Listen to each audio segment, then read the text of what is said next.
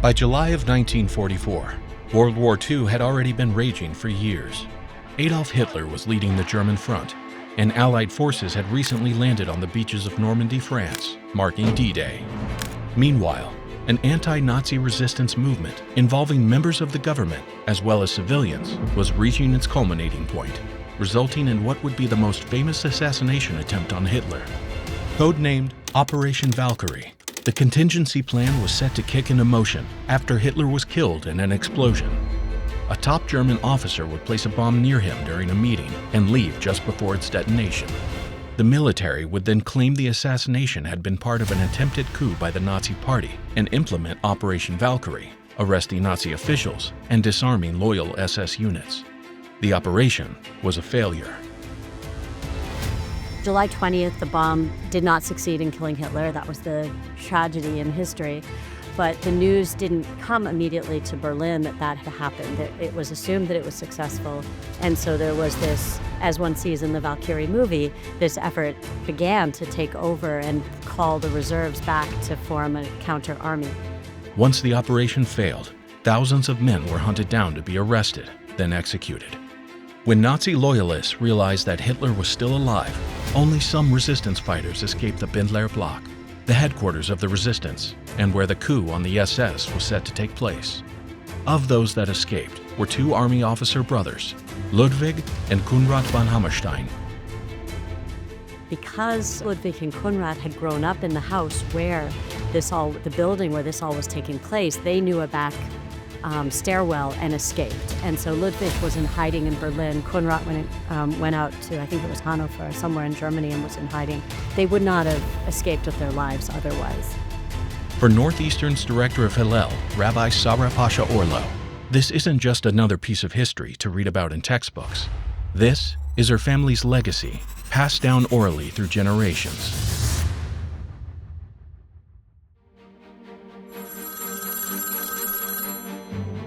At odd hours, because of the time change, the phone would ring and it would be, here's der Konrad or here's der Ludwig, and they were very much in touch with my father, their nephew. So that was always, a reason to want to know where the back stairway was in the house, or as kids we would sort of act these things out a little bit because it was like family lore. They both went on to do really important work after the war. And Ludwig was very involved in sort of the freedom of the press and being a journalist and an important writer after the war. And Konrad went on to be someone who was very important in identifying Nazis in the courts, for arrest after the war. So they had their righteous action, so to speak, continued long after the failed plot. Her family's legacy of resistance started with her great-grandfather, General Kurt von Hammerstein, who was a staunch opponent of the Nazi regime. His children followed in his footsteps. My great-grandfather, General Kurt von Hammerstein, served as a general and a commander-in-chief in the German army. He was already finished with his commander-in-chief duties when Hitler took power, but at the beginning of the war, Hitler called some of these generals back into service in order to sort of try and garner support and authority from them. At that time, my great-grandfather attempted an arrest of Hitler at the Polish front. Hitler did not arrive where and when he was supposed to. He didn't accept the invitation, and that didn't obviously happen. But he was not able to be assassinated because of his prominence and popularity. My great-grandfather had numerous children, and they all grew up in Berlin with a very free-spirited, open household. They were living in the Bendler Block, which was the building where the bourgeois resistance was meeting. I call it that because these were people who had had power before Hitler came to power, who were concerned and watchful and getting more and more uneasy with the growing crimes and what was happening with the German military. We must confront Hitler now. Force him out.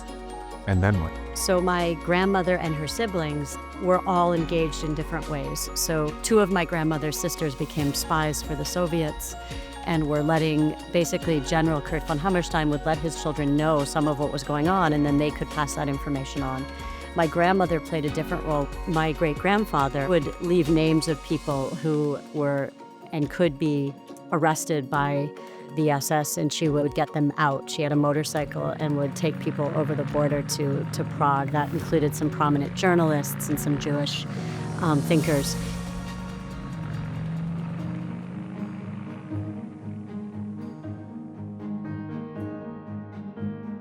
This book is called The Silences of Hammerstein. It tells the history of Kurt von Hammerstein and his children and his sons. And in the back is a full family tree, which I love because it has my great-grandfather and great-grandmother, and it has the 7 siblings, all of whom, I will say, just this is to inspire college students today. When I finished college, I just went to Berlin for a year. I lived with one of my great uncles and aunts and got to know Ludwig and Konrad and Helga, and this was the year before the wall came down, so when you follow your history, sometimes it brings you into history. A lot of this research came from my father, who was a sociologist at York University, but since the last 30 years just turned to being fascinated by Berlin in the 1920s and 30s and collecting a lot of the history. So he turned his documents over to this author. And then he's a good feminist, and when Enzensberger didn't write enough about the daughters, he wrote this book, which is called Hammerstein's Daughters, and tells the story of my grandmother and her sisters and all of their actions to try and fight National Socialism, to fight the Nazis. With the knowledge that my grandmother and my great aunts and uncles and my great-grandfather are larger-than-life figures in my history and have caused me always to ask, how do I do the right thing? How do I be on the right side of history? How do I be a leader who is doing everything I can do to make humanity as good as humanity can be?